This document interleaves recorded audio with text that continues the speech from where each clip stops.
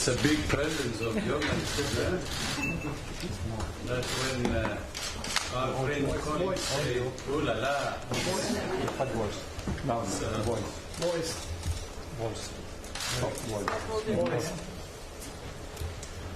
good evening again, and thank you very much for your patience. No voice. We don't have any sound. No sound. Can you hear us well now? Yeah. Okay. That's okay. Good evening again to everyone. Thank you very much for your patience, for bearing with us for the last hour and a half, almost 2 hours. Thanks also to all journalists who are online. I understand we have more than 150 journalists who are watching us and listening to us right now, either by dialing in or by watching us on WHO Twitter and WHO Facebook account. We are late, so I will just keep it short. For those online who would like to ask questions, please dial 01 on your keypad and you will be put in the queue. As we have announced earlier, and you have the nameplates here with us, we have Dr. Tedros, WHO Director General, Professor Didier Houssin, who is Chair of the Emergency Committee. We have Dr. Mike Ryan, and we have Dr. Maria van Kerkhove from Department of Diseases and Zoonoses Unit. Mike Ryan is the head of emergencies at WHO. You know, today was the first meeting of the Emergency Committee on International Public Relations on novel coronavirus, and I will give the floor immediately to Dr. Tedros. Thank you, Tariq. And good evening to everyone in the room and everyone online. We're really sorry that we're late, but thank you all for your patience. As you know, this is an evolving and complex situation. And I would like to thank Dr. Houssin for his leadership of the Emergency Committee and all members of the committee, the advisors, and those who made presentations earlier today during the deliberation. I was very impressed by the detail and depth of China's presentation. I also appreciate the cooperation of China's Minister of Health, who I have spoken with directly during the last few days and weeks. His leadership and the intervention of President Xi and Premier Li have been invaluable, and I know you're following the actions they are taking. All the measures they have taken to respond to the outbreak. Today, there was an excellent discussion during committee meeting, but it was also clear that to proceed, we need more information. For that reason, I have decided to ask the Emergency Committee to meet again tomorrow to continue their discussion. And the Chair, Dr. Houssin, has agreed with that request. The decision about whether or not to declare a public health emergency of international concern is one I take extremely seriously, and one I'm only prepared to make with appropriate consideration of all the evidence. Our team is on the ground in China as we speak, working with local experts and officials to investigate the outbreak and get more information. We will have much more to say tomorrow, and thank you very much, and we'll be glad to answer any questions you have. But before that, I will give a chance to the Chair, Dr. Houssin, to say a few words, and after that, Mike to have to say on the actions we have recommended. Thank you. Thank you very much, Dr. Tedros, and thank you for you all to be present this evening. It's true that the committee met during several hours today. We heard very interesting reports from the Republic of China about the situation in China. We also heard reports about the situation in Japan, in Thailand, and in Korea. Following this, we had also the analysis of the situation made by WHO Secretariat, and then we entered into a discussion about important advice to provide to the DG of WHO. That is the situation corresponding to a public health emergency of international concern, and what advices should be given to the DG. The views of the members of the committee, considering the information provided, was split about the opportunity to advise the creation, the decision of a PHEIC. But we formulated a series of recommendations concerning the improvement of containment and mitigation measures, which are already important in China, and also about the measure that should be taken by member states. One of these measures is the improvement of sharing of information and cooperation between member states in such a situation. One of our advices was to suggest to the DG that the emergency committee should be reconvened very early if necessary. And in fact, the situation is evolving rapidly, as said Dr. Tedros, and for this reason we of course agree completely with his decision to reconvene the committee tomorrow, considering the evolution of the situation and the measures taken noticeably in China. Thank you.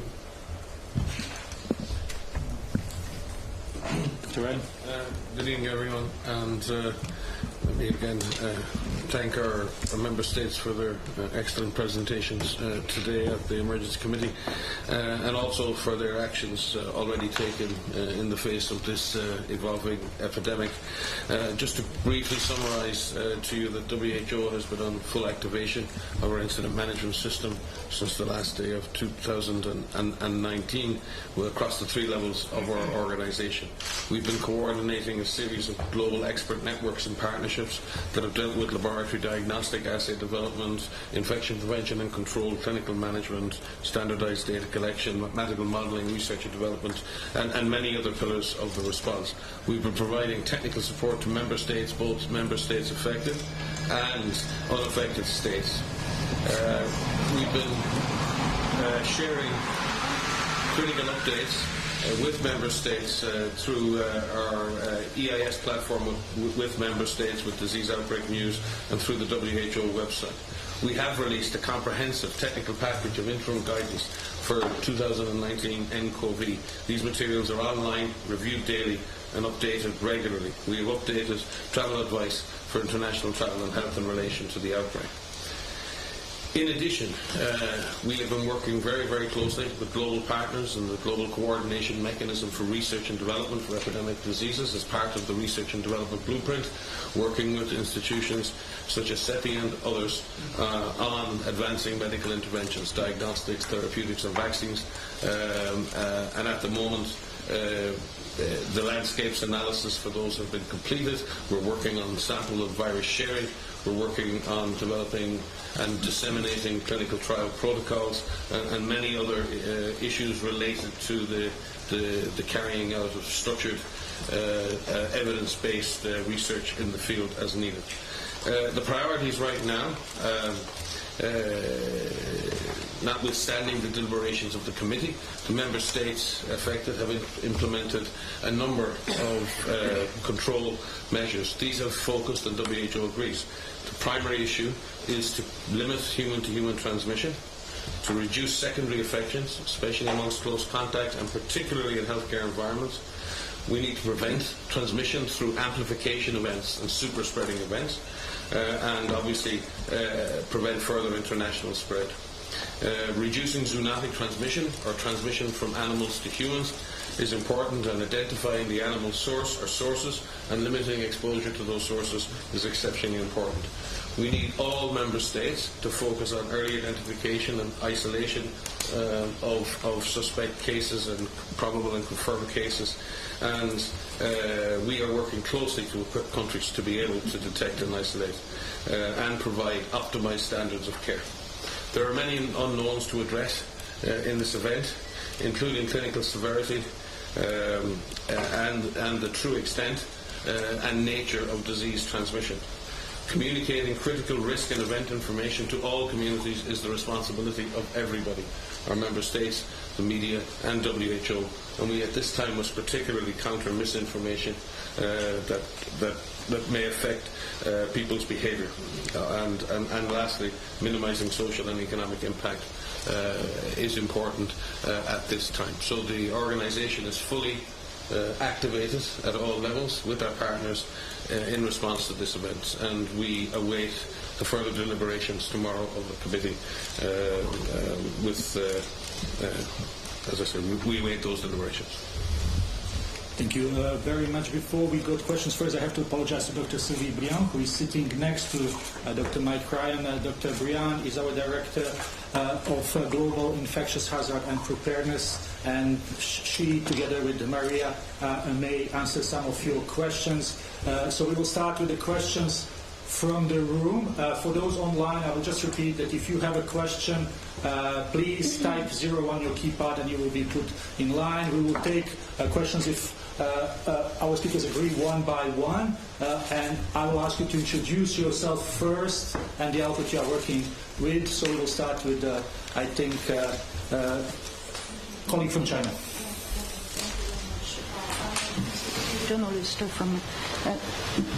I'm a journalist from CCTV. My question is to Your Excellency, Mr. Director General, Dr. Tedros, about WHO's evaluation of the measurements by the Chinese government in response to the epidemic. After the outbreak of the 2019 novel coronavirus epidemic, how do you comment on the liaison and reporting between the Chinese government and relevant departments with WHO? With your expert group already in China, what evaluation does WHO have on Chinese medical institutions regarding outbreak control and patients' treatments? Thank you. Yeah, thank you. Of course, this is a novel coronavirus, and it's a new discovery. So identifying the pathogen was done swiftly, and it shows the capacity that China has now. And the sequencing was done quickly, but more importantly, it was shared immediately. And that's why Korea, Japan, Thailand were able to diagnose the new coronavirus quickly. In addition to that, actions taken immediately, especially on the market, the Wuhan market, seafood market, and followed by other actions was very commendable. And the involvement of the leadership, starting from the president himself, who gave really clear guidance, the premier and the minister, was also very impressive and different actually from previously, from previous actions. You see the capacity and you see the political commitment. And that's continuing, and we appreciate that. But at the same time, although there is good capacity in China, they have also invited our experts. So our experts are now on the ground as we speak with Chinese experts assessing the situation, and that's why we're saying we will have more information and it will be convened tomorrow. So that's what we see from WHO side, and we really encourage China to continue that way, because not only that will help China to clean the outbreak as soon as possible, but also to help in preventing it from spreading internationally. Thank you very much. Please introduce yourself, Marco. My name is Marco Clementi of Right and NTV. This is my question. Which is the level beyond which a local emergency becomes an international emergency according to WHO? That's the question. I don't know. Would you like to take over?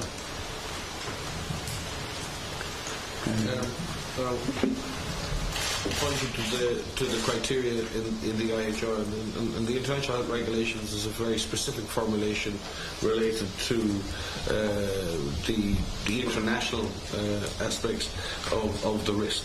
But there are three essential criteria about the nature of being unusual or unexpected, whether the disease has demonstrated transmission beyond borders, and in that it's not just necessarily the movement of the case somewhere else. It may involve determination of whether local transmission has occurred when that case arrives, and that's a nuanced and very important distinction to make. And also whether there has been interference or likely interference with travel and trade. So the IHR as an instrument is specifically designed to ensure that the appropriate public health actions are taken to contain the disease without unnecessary interference with travel and trade. There's a balance here to be struck, and that balance is something that the Emergency Committee try to address and in their advice to the Director General. But that does not mean that public health action starts with the declaration of faith. Public health action is already underway. Comprehensive international public health action in support of the affected states is already underway. What deliberation on a PHEIC can allow is the issuance of temporary recommendations that are more binding in terms of international law on those member states.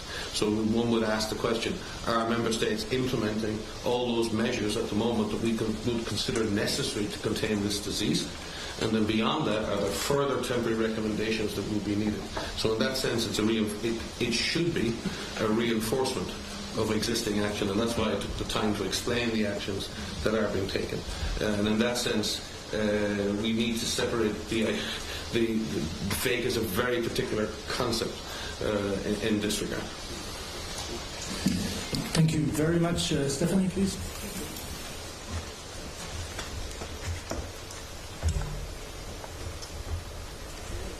There we go. Sorry. Reuters, Stephanie Nebahay.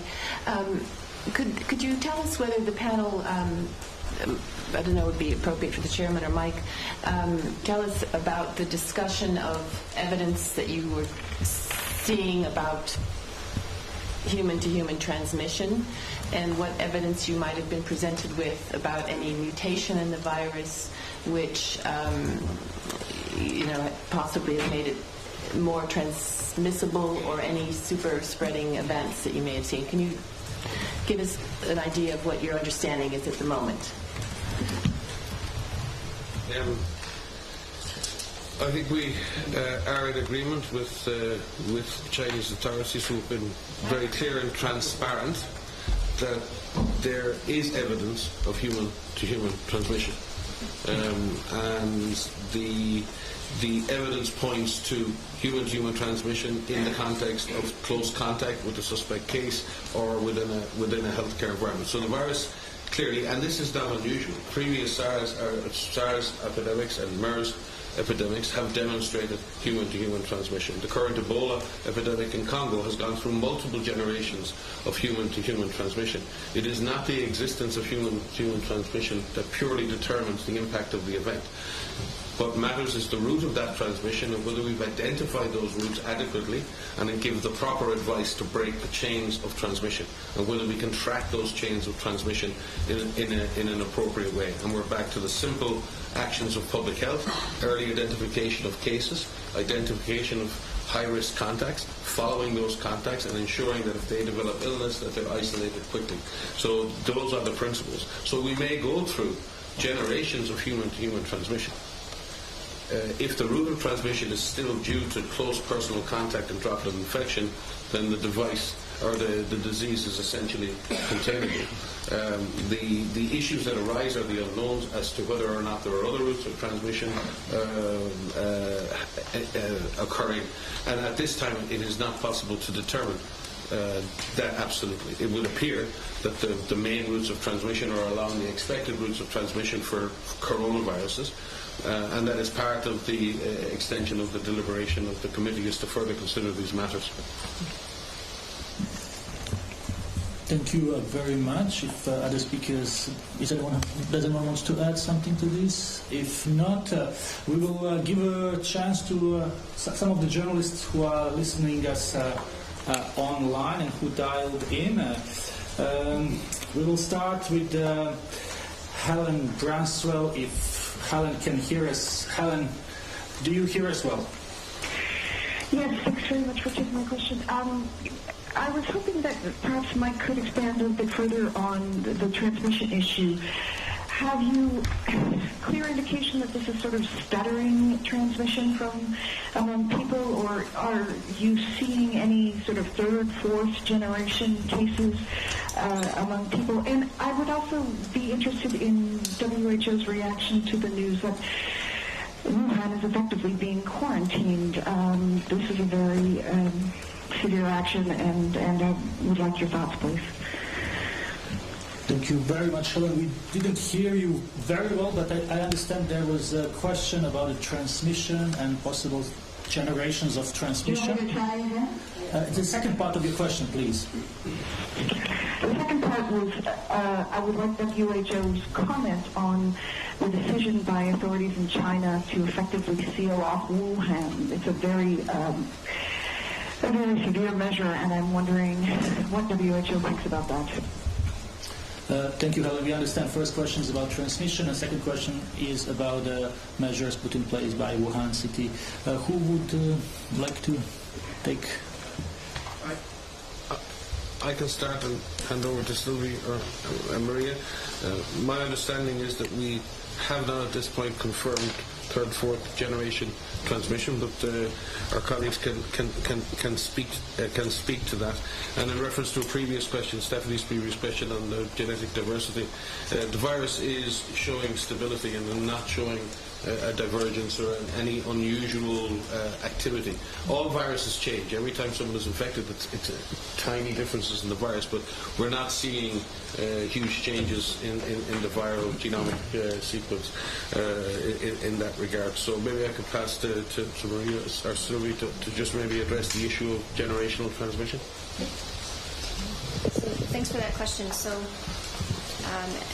we had some.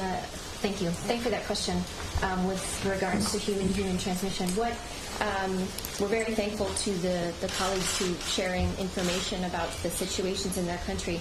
What our colleagues have shared with us is, as Mike has described, some human-to-human transmission amongst close contacts. And what investigations are underway to fully determine the extent of this. So at the present time, we don't know the full extent of human-to-human transmission, but what we've seen are human-to-human transmission events amongst close contacts in families and in healthcare settings. And as Mike said previously, this is not unexpected for a respiratory pathogen. We have not been presented any evidence or have seen any evidence of ongoing transmission where we've had third or fourth or fifth generation. But as we said, our colleagues are working very hard to better understand the extent of infection and where this infection is occurring.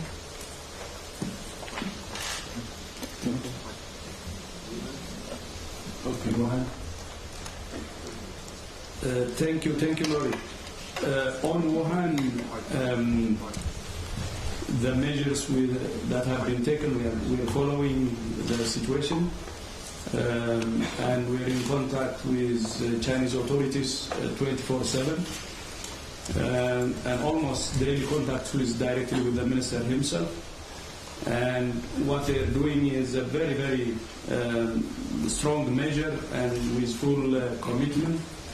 So based on the situation, taking the action that they think is appropriate is very important. We stress to them that by having a strong action, not only they will control the outbreak in their country, but they will also minimize the chances of this outbreak spreading internationally. So they recognize that. And they're doing both. That's for their own country, but at the same time, China should play a bigger role in global health, so they're taking more and significant measures to limit or minimize the international spread. So as long as it's tailored to the problem and with the commitment that we see, I think we commend their actions. But since we have a team on the ground, we will get more information on the situation and the actions being taken. I mean, an assessment of that. On the mutation, I agree with what Mike said. There is stability. We don't see any significant variation. But at the same time, we also believe that we have to be cautious and continue our assessments critically, because significant mutation can happen anytime. So we should keep that within our attention. Thank you. Thank you very much. We will stay with journalists online. We will go to John Coyne from Science. John, can you hear us? I can. Thank you. Can you hear me? We can hear you, but please speak loud and go ahead. Yes, I will. Thanks for taking my call. I just wanted to clarify what it is that the committee is deliberating. It seems like the three things that Mike Ryan ticked off have been met in terms of declaring a PHEIC.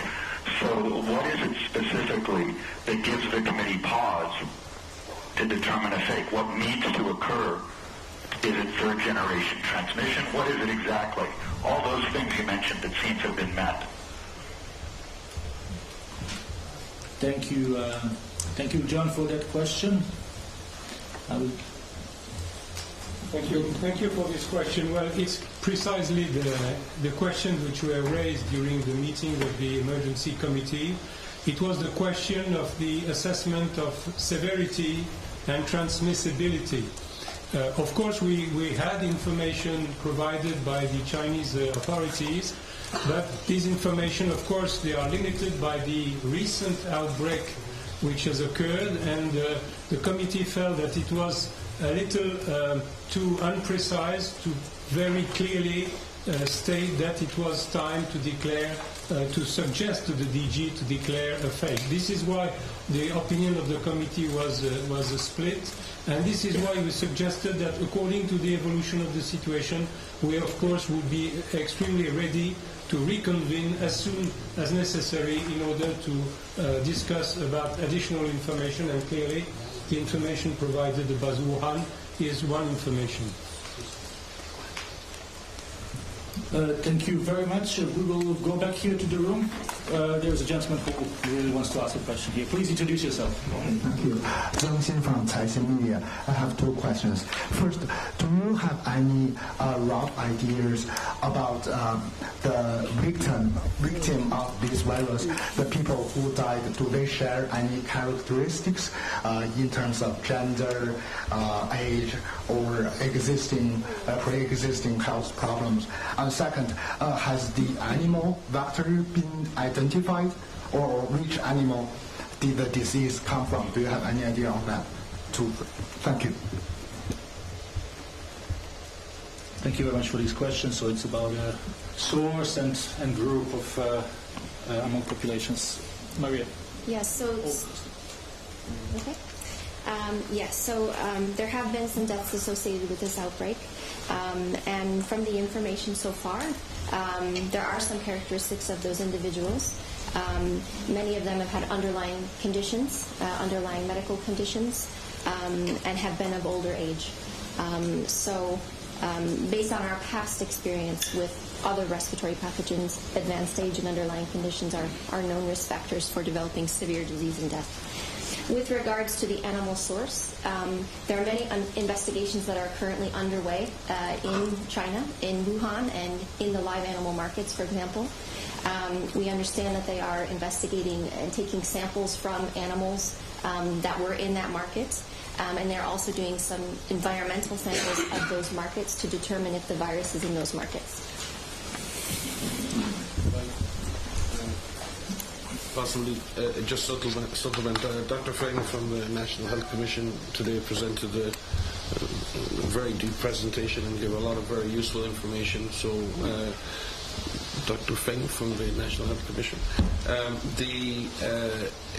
From the data presented from China, the age distribution of the cases is, as Maria said, very much skewed to older age groups, with 72% of cases being over 40 years of age.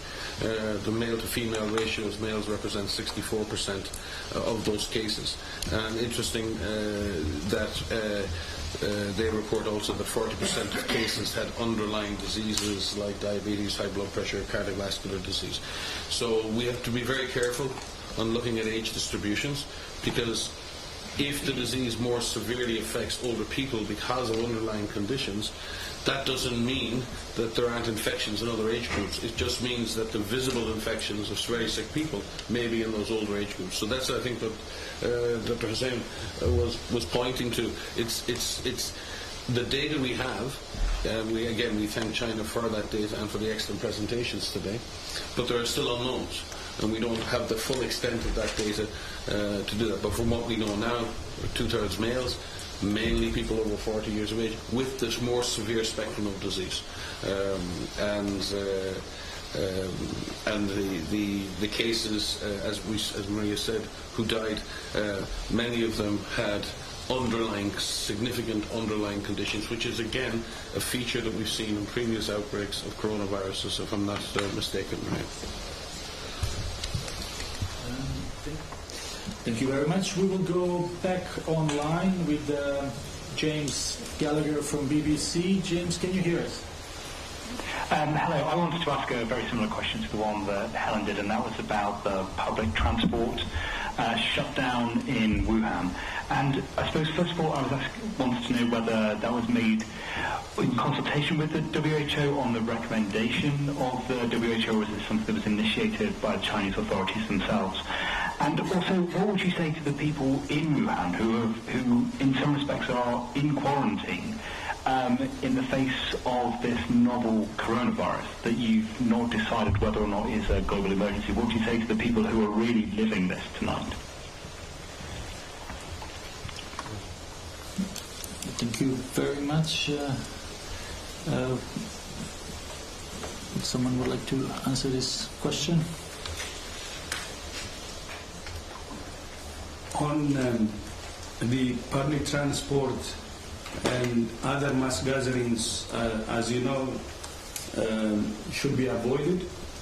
So they are taking measures based on that. And although our recommendations were going to go based on the discussion today later on, but these are from our previous discussions, and they know the measures they should take in order to prevent transmission, especially mass gathering is one of the risks. We don't think on public transport we cannot say they have done something unusual. On the population, I think the measures which are taken, as I said, they were just announced today, so we will need some time to understand the specific measures that are being taken. Since we're working with them, if there are any recommendations that we should give them, we can give them. Thank you very much for this answer to your question. We will go to Denise Grady from New York Times. Denise, can you hear us? Yes, thank you. Can you hear me? Yes, please go ahead. Okay, thank you. Dr. Ryan, could you please clarify the numbers, the figures that you just gave? It wasn't clear to me if with the percentages you were talking about the overall picture of people who are sick or the people who have the severe cases. So if you could go through that again and make it very clear what those numbers are again. Thank you. Yeah, the data we presented was referring to what were reported to today, which was 291 cases. which included those clinical cases requiring admission to hospital, so probably, as I said, at the more severe end of the spectrum. The figures that I quote of 64% male and 72% over 40 refer to that group of 291 individuals. I hope that clarifies. Okay, thank you. Thank you very much, Denise. Can I ask one more thing? Please. Did you actually have a vote on this, and you were, was it a tie vote or something? Is that what you mean when you said there was a split?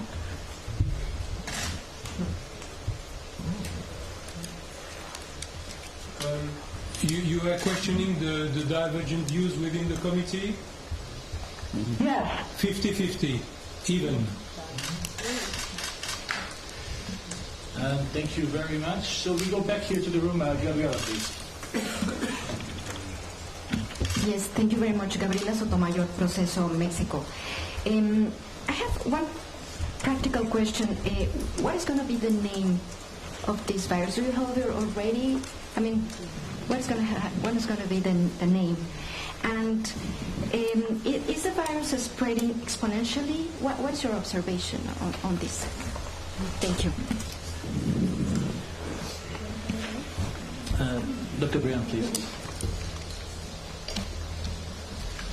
Currently, we use the name 2019 nCoV for novel coronavirus, but we will convene a committee to decide on the official name. As you know, the tradition for viruses is to name them after the place they have emerged, but been discovered. But yet we have, it's not known yet because investigations are underway. And so we are for the time being using this nickname, I would say, and the committee will further discuss what is the appropriate name for this new virus. Yes, maybe you want to sure. question of this relates to earlier questions about what we know about the human-to-human spreading, and it is still very early days, to characterize the full extent of this human-to-human transmission. What we're hoping for from our Chinese colleagues, and also from any countries that have an exported case or a case imported into their country, is to look for onward transmission. What level of secondary transmission amongst close contacts exists? We haven't seen any secondary transmission from any of those exported cases, and that is quite important. Within China, we've asked our colleagues in China to further explain to us what they're doing to better understand the extent of infection in Wuhan, but also in other parts of China. And then, importantly, amongst those cases that they've identified, how many of those are related to human-to-human transmission, and then in what context did that human-to-human transmission take place?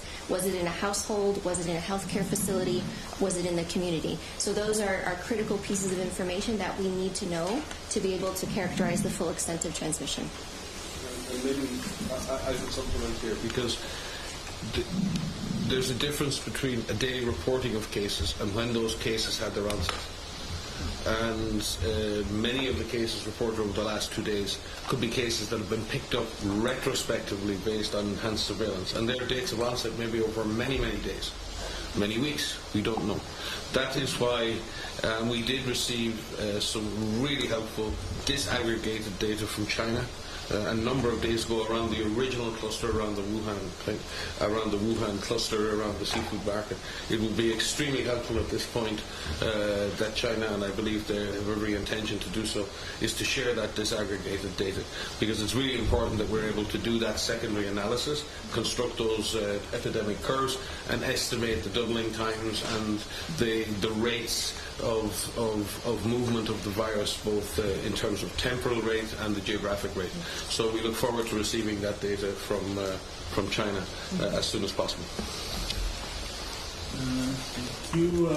First, I have Mohideen and I have Body first. Go ahead, and then Mohideen. I have to comply because we need more opportunity to Chinese media put more questions, whatever here or online in Chinese issues. So, j'ai une question pour Monsieur Aussin. Plutôt que, si je comprends bien, Monsieur Tedros qui a dit, il paraît que c'est vous, le comité donne le conseil que Wuhan faut être isolé comme... Est-ce que c'est le bien compris? C'est-à-dire vous proposez que la ville, ça pourrait être plus foncé ou plus strict. En plus, I have another question to Mr. Tedros. Could you give us an exact time for tomorrow? What time you will give us our results or answer? Whatever, morning or afternoon, but we need at least an exact time or around. Thank you. Okay, just to say the first question was about whether the committee is giving directions to Wuhan authorities on their actions or not, and that was directed to Professor Usam. Thank you. I will start maybe from the second one because you want to come. So we will start at noon, like today, at 12. On giving advices, we give advices to China, the national government, and also, of course, it will not be limited to that. And most of the guidelines are given to the international community too, so to countries, neighboring countries, and beyond. Thank you. Thank you very much. Will you please? Sorry, from Eurovision News. What advice would you give people who are planning to travel to China should they cancel or postpone plans? And also what precautions for those who deem travel necessary should people be taking if they are visiting China? We will come back with tailored recommendations tomorrow. That's why we reconvene tomorrow. Yes, because the question on the role of the committee was directed to the chair. The response is no. The committee did not provide an advice concerning the measures to be taken in Wuhan, but it's clear that the information about the measures taken by the Wuhan authorities very recently, today, are important information and will certainly be useful to the reflection of the members of the committee tomorrow. Thank you. Okay, thank you very much. I'm just checking if we have more questions online. I'm just saying, repeating again, that those who are online and want to ask a question can type 01. I would like to see if we have a Euronews online. Hi, Gerard. Please go ahead. Yeah, so we were wondering, how can we differentiate between virus or the flu? And in Europe, without no borders, how can governments apply these procedures to restrain the epidemic? Gerard, did you say that how we can distinguish virus from the flu? Yeah. Yes, so that's a good question. Thank you for that. So many of these respiratory pathogens that are circulating are, it's very difficult to distinguish between different viruses. What we understand from the 2019 novel coronavirus is that it can cause a range of disease in individuals who are infected, from mild disease all the way to severe disease and death. That's quite a range. Investigations are still ongoing to better articulate what proportion of individuals will have mild disease or severe disease and what risk factors they may have to result in more significant disease. In the beginning of an infection, we start out perhaps with some mild respiratory diseases. What we refer to are the diagnostics that have been rapidly developed thanks to the rapid sharing of sequences by Chinese authorities. So there are labs all over the world now that are able to detect this virus in patients. And so our recommendation is to ensure that individuals can be identified quickly and isolated quickly, tested quickly, cared for, and managed so that they can prevent any further transmission. Thank you very much. We'll maybe take one or two last questions before we conclude for tonight. Maybe we start first with Betsy McKay from Wall Street Journal, and then we will give the floor to our John here. Betsy, can you hear us? Yes, can you hear me? Yes, please. Okay, great. Thank you very much. I just wanted to ask a little bit more about the contact investigations going on in China. How much information you have on them, and given the rapidly expanding number of cases, do you feel that China has the capacity to do these contact investigations at this time and stop the spread, or does it need help from outside? So I'll start with that question. Maybe others would like to add to that. So what we understand in terms of the activities for looking for cases is that Chinese authorities are conducting what we know as active surveillance. As you've heard, the initial cases were picked up through their pneumonia surveillance system, which was established after SARS. Once they identified that cluster, they initiated this active case finding and retrospective case finding of individuals who had pneumonia. Of the people that they identify with infection, they identify their contacts, and then they follow those contacts for a number of days. So they're doing some active contact tracing amongst the identified patients, but they're also looking at healthcare workers, family contacts, and healthcare workers. And so those investigations are ongoing. We've requested more information to get better details on this. But yes, it's active surveillance and then contact tracing amongst those identified. Thank you very much, Dr. Van Kerkhove. John, please, if you could just come to the mic. Yes, good evening, John Zaracostas, France 24 and The Lancet. I was wondering, sir, in your deliberations this evening, if you analysed the prospects of the trend in case fatality. Do you anticipate it shooting up? It's quite low at the moment at around 3.8%, but in other cases of similar coronaviruses it's been much higher. What's the information coming from the field? And secondly, with reference to antivirals, what are the prospects of coming up with one that's effective? Thank you. Yes, the question about the fatality rate is clearly one of the question mark which was raised during the meeting of the committee. If we refer to the previous coronavirus epidemics in 2003 and more recently with the MERS coronavirus, the fatality rate was much higher than it appears to be today.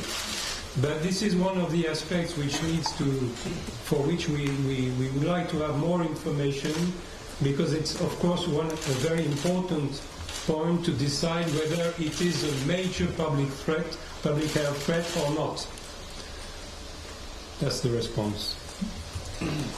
Thank you very much. And maybe we can really take the last question for tonight from... Antivirals. Antivirals, sorry. Yeah, there have been a number of compounds that have been used in the fight against coronavirus, but it's very important to recognize that there is no recognized effective therapeutic against coronaviruses. There are protease inhibitors and interferons that may help as adjuncts to treatment, but they have their own issues with toxicity. So the primary objective in an outbreak related to a coronavirus is to give adequate supportive care to patients, and particularly in terms of respiratory support, multi-organ support, because the disease can cause a multi-organ failure, and many patients can be saved in that regard. However, there are potential clinical trials that could be done with agents, and that's what we're really focused on right now, is identifying other therapeutic agents and other opportunities to test new drugs. And again, we've been working very closely with authorities in the 4 countries, and again, very much welcome, particularly in this case, the participation of Chinese experts on all of the expert networks that are helping us to move towards one of the opportunities that sometimes can get lost in an epidemic is not collecting the structured data to understand the clinical disease, and then using drugs even on a compassionate basis, but collecting the data in a structured way under what we call a MURI protocol, which is a protocol that allows the compassionate use of drugs, but also collects very important data to allow us to advance knowledge. And again, we thank all the countries for working with us to this end. I don't know, Sylvia, you want to add anything else? No, I think it's really part of the research effort and research collaboration that WHO is coordinating currently to make sure that discovery also on therapeutics and vaccine is accelerated as much as we can. And just to remind everybody, the Research and Development Blueprint for Epidemics has a broad global partnership called the Global Coordination Mechanism, where all of the major research institutions in the world are involved in that collaboration. And again, this is the type of collaboration we need: the sharing of sequences, the sharing of viruses with provision of guarantees around the adequate benefits that go with the sharing of clinical knowledge. This is global solidarity in action, and we need to see that continue in the coming days.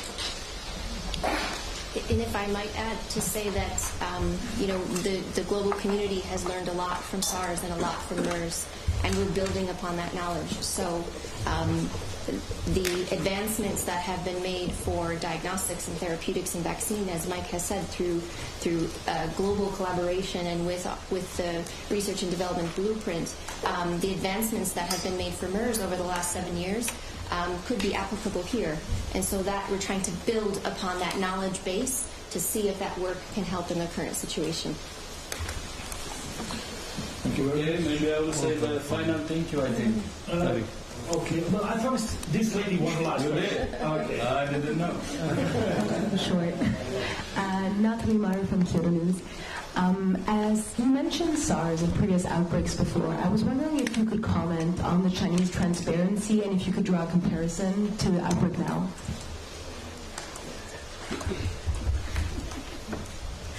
I think on the Chinese transparency, probably I have said a lot earlier, so it will only be a repetition. But the cooperation and transparency is very, very commendable, and we really appreciate, and we want that to continue. And today, the committee members have witnessed that during the presentation from China, when they were presenting the details of what's happening. So I would like to encourage them to continue that way. Transparency is very important. That really, really helps. And if we're going to keep the world safe, transparency is number one. And that's what we are seeing happening, and we encourage them to continue in that direction. You have also heard, I think, from the Chinese leadership exactly the same thing. We have to be transparent and do everything we can to protect ourselves and also to protect the international community or the world.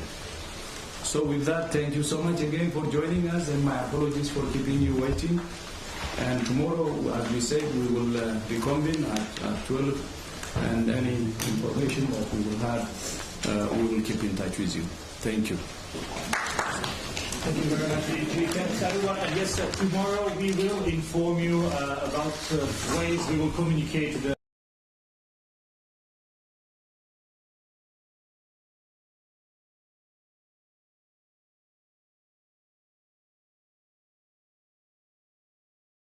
Yes, tomorrow we will inform you about ways we will communicate the outcome of the emergency committee. Thanks again, and thanks for participating.